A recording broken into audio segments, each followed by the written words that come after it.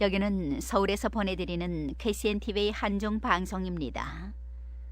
청취자 여러분 안녕하십니까? 지금부터 이 시간 방송을 시작하겠습니다. 주간 뉴스를 보내드리겠습니다. 주간 뉴스 주요 내용입니다. 박근혜 대통령이 헌재 탄핵 인용으로 대통령직에서 파면당했습니다. 불법 체류자들이 정한 시일까지 자수하면 처벌을 감경할 것이라고 유관 부문에서 밝혔습니다. 영등포구 주민이 마을 장터를 만들었습니다. 중국 청도에서도 한국 건강검진을 받을 수 있습니다. 원금과 이자 몇 개월치 먼저 입금하라는 대출 상담 전화는 일단 보이스피싱으로 의심해봐야 한다고 해당 부문에서 밝혔습니다. 한민족연합회에서 3.8 여성의 날을 기념했습니다. 상세한 내용 보내드리겠습니다. 첫 소식입니다. 3월 10일 오전 11시 헌법재판소는 92일간의 대장정 끝에 박근혜 대통령 탄핵 인용을 선고했습니다. 이로써 박근혜 대통령은 직무정지 상태로부터 대통령이 모든 권한을 상실하게 되는 헌정사상 초유의 비운을 맞게 됐습니다. 박근혜 대통령은 대통령의 딸로서 어려서 어머니를 흉탄에 잃고 20대 성인이 된 후 아버지를 또 흉탄에 잃는 불운의 운명으로 살아오다가 정치에 입문한 후 대통령에 당선되기까지 파란만장의 곡절을 겪으면서 정치적 생활을 해왔습니다. 하지만 결국 임기를 채우지 못하고 최순실 국정농단 사태의 주역으로 되어 대통령직 파면의 결과를 초래했습니다. 이날 있은 헌재의 인용 결과는 8명의 헌법재판관 중 전원 찬성으로 발표되었습니다. 다음 소식입니다. 한국제주지검은 일전 제주지역 출입국 사범 관련 유관기관 대책회의를 열고 불법 체류자 등 출입국 사범 집중 계도와 단속을 실질적으로 추진하기로 결정하고 대책을 내놓았습니다. 이날 회의에서 참석자들은 협조 체제를 강화하기로 하고 2일부터 19일까지 불법 체류자 자진 해소 유도를 위한 집중 홍보 및 계도에 나서기로 했습니다. 이어 5월 31일까지 강력한 합동 단속을 진행키로 했습니다. 계도 기간 중 자수한 불법 체류자나 고용주 등 출입국 관련 사범에 대해선 입국 규제와 범칙금 등을 대폭 면제 내지 감경하는 방안을 시행해 불법 체류자 자진 해소를 유도할 계획입니다. 등록 외국인 중 불법 체류자까지 포함한 도내 불법 체류자 수는 9천여 명을 훌쩍 넘어섰고 10,000명 돌파도 시간 문제라는 게 관계기관의 판단입니다. 다음 소식입니다. 영등포구 주민, 골목 상인, 지역예술가들이 지역 곳곳에서 즐길 수 있는 다채로운 마을 장터가 양평 2동을 포함한 4곳에서 11일 열렸습니다. 매주 1회 주민들이 주최하고 함께하는 마을 장터가 열린다고 영등포구는 밝혔습니다. 추억 속 옛 마을 장터의 훈훈한 정과 북적거림을 그리워하는 주민들이 뜻을 합쳐 마련한 것으로 지역 사정의 밝은 장점을 살려 동별 특색에 맞춰 장터를 꾸렸습니다. 골목 상인들과 예술인도 동참해 방문객들에게 재능과 솜씨를 발휘하고 함께 즐기며 오고 가는 정을 제공했습니다. 우선 3월 11일 오전 1시부터 오후 5시까지 선유도역 2번 출구 걷고 싶은 거리에서 3월의 선유를 개최했습니다. 이어 3월 18일에 물레역 로데오 거리에서 목화마을 장터가 열립니다. 중고 물품을 판매할 수 있는 공유 장터가 열리고 맛있는 수제 먹거리가 판매됩니다. 이곳에 터를 잡은 예술인이 중심이 되어 작품을 전시하고 예술 활동에 체험할 수 있는 기회도 제공해 방문객들의 발걸음을 붙잡을 것입니다. 3월 25일에는 대림 2동 다사랑 장터가 있습니다. 다문화 주민이 가장 많이 거주하는 이곳에서는 이국적인 분위기에 맞는 체험과 공연이 펼쳐집니다. 또 이색적인 먹거리로 골라 먹는 재미도 느낄 수 있습니다.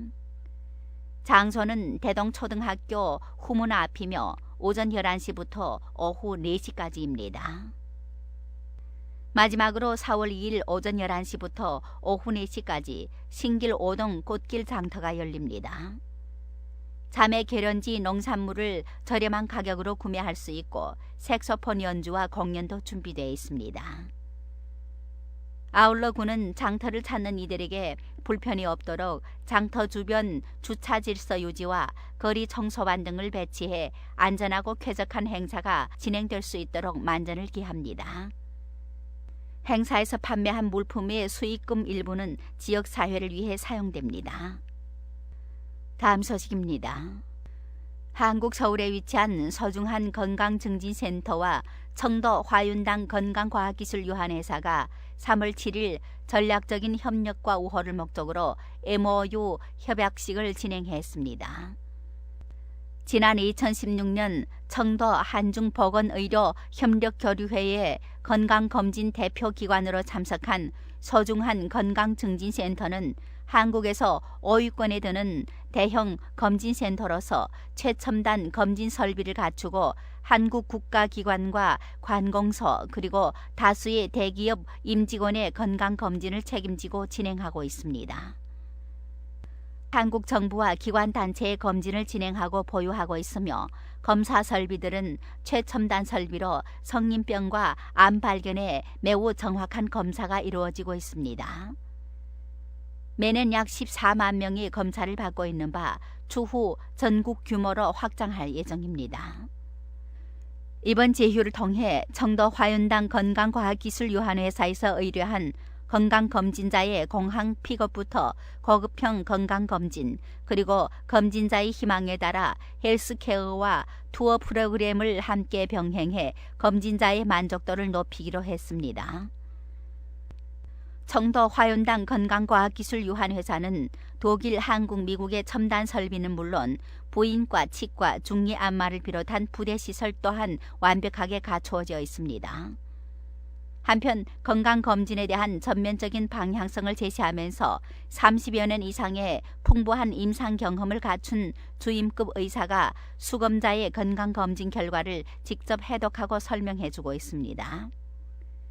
내과 주임의사, 영양의학과 주임의사, 외과 및 재활의학과 전문의, 저명한 중의학 전문의가 협력한 의료진이 있으며 위생부와 인사부, 체육총괄처리부, 특정건강관리사, 공공영양사, 운동보건사 코치, 중의학 안마사, 보건안마사 건강관리팀도 체계적으로 운영하고 있습니다. 특집 보도입니다. 전화금융사기 일명 보이스피싱이라고 하는데 중국이나 한국이나 할 것 없이 아주 기승을 부리고 있습니다. 보이스피싱으로 속출하는 피해를 줄이고자 본 방송에서는 오늘부터 몇 번에 나누어 다양한 금융사기 전화들을 소개해드리겠습니다.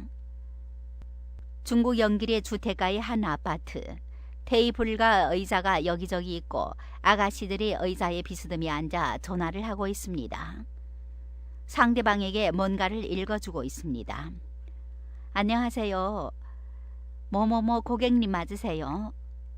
여기는 뭐뭐 금융인데요. 고객님이 신청하신 대출이 승인나서 연락드렸거든요. 승인 받으신 상품은 저희 자사 상품이 아닌 안심행복론 보증서 담보대출로 승인 받으셨습니다. 2천만 원 승인이 나셨고 고객님께서 현재 신용대출은 힘드시고요. 보증서 담보대출로 승인 받으셨거든요. 이는 중국 전화 금융사기 이른바 보이스피싱 콜센터의 풍경입니다. 콜센터 아가씨가 전화로 사기 행각을 벌이고 있는 중입니다. 3월 7일 KBS 1 시사기획창에서 방송된 보이스피싱 검은덫의 실체의 한 장면입니다. 취재팀은 중국 영길에 있는 보이스피싱 콜센터에 잠입해 그 실상을 낱낱이 파헤쳤습니다. 보이스피싱 콜센터에 있는 중국 동포들은 일명 대출 사기단입니다.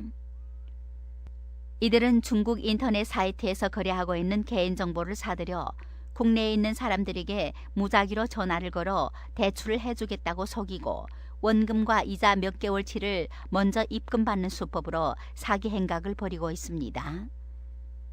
사기단들은 일반 주택가에 있는 아파트를 한 채 빌려 보이스피싱 콜센터로 이용하고 있으며 사기 전화를 걸어 본인들이 작성한 안내문대로 읽으면서 제2금융권 직원이라고 속이고 사기 행각을 벌이고 있습니다. 신입 직원들이 들어오는 날에는 사기치는 수법을 교육시키는 등 체계적으로 움직이고 있습니다. 출퇴근도 한국 출퇴근 시간에 맞춰 한국 시간 오전 9시, 오후 4시에 출퇴근합니다. 이들은 자신들끼리 대화할 때는 인상적인 연변 사투리나 중국어를 사용하지만 사기 행각을 벌일 때는 상대방이 의심하지 않도록 한국 표준말을 쓰는 등 지능적으로 움직이고 있습니다. 참으로 가증스럽습니다. 이는 전형적인 신용대출을 받기 힘든 사람들을 노린 보이스피싱입니다. 때문에 제2금융권으로 대출을 쉽게 해준다. 원금과 이자 몇 개월치를 먼저 입금하라는 내용의 전화는 일단 보이스피싱으로 의심해보는 게 좋겠습니다. 마지막 소식입니다. 3월 4일 KCNTV 한중방송 스튜디오는 노랫소리, 웃음소리, 유치다 뭐다 하는 소리로 환락이 두간이로 들끓었습니다. 한민족연합회 주최 한민족음악동호회 주관 38세계 여성의 날 맞이 단합과 참여의 한마당 전통 윷놀이 및 문화오락 행사가 진행되고 있었습니다. 행사에서는 먼저 38세계 여성의 날의 유래와 그 의미를 되새기는 시간을 가지면서 여성의 사회적, 정치적, 경제적 지위와 권리, 권익 및 자유, 인권, 참정권 제고에 대한 인식의 공감대를 형성했습니다. 행사에서는 강한 생활력과 사랑으로 행복한 가정을 경영하고 남다른 봉사정신으로 봉사활동과 사회활동에 적극적으로 참여하고 여성의 사회, 정치, 경제적 지위 향상을 위해 기여가 큰 정금선, 홍은영, 김옥희, 윤영초 등 4명의 여성 회원들에게 표창장을 수여했습니다.